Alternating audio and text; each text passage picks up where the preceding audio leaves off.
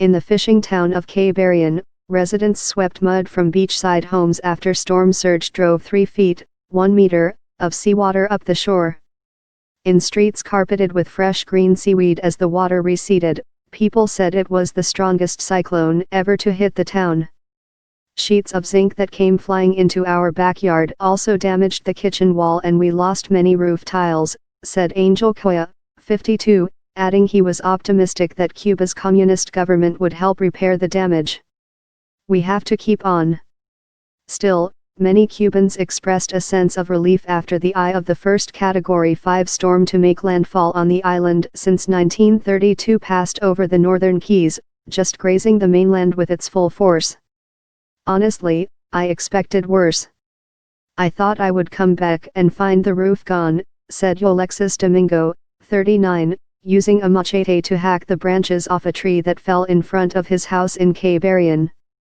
Still, it is going to be a while before I can come back to live here.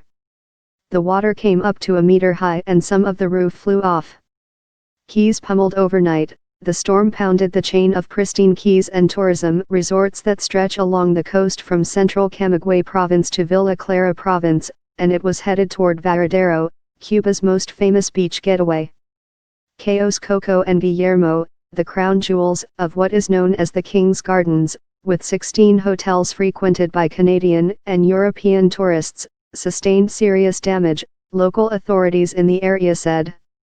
This is a beautiful town but now it is a disaster, said local resident Sandro Sanchez, 27, walking through the main square after the hurricane had passed Remedios, in Villa Clara.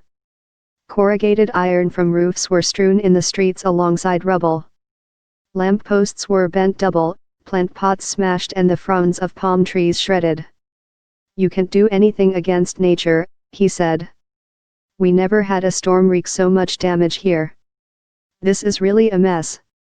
On Saturday, Irma covered most of the island, the Caribbean's largest. Its force sent shockwaves and flooding inward.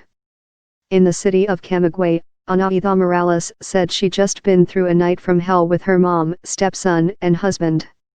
The wind roared all night and it is still strong. I couldn't sleep.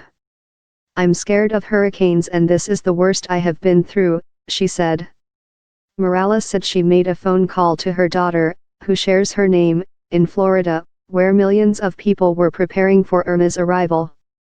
I just spoke to Anaida, it is hard to believe she is getting ready to go through the same thing I just did, she said.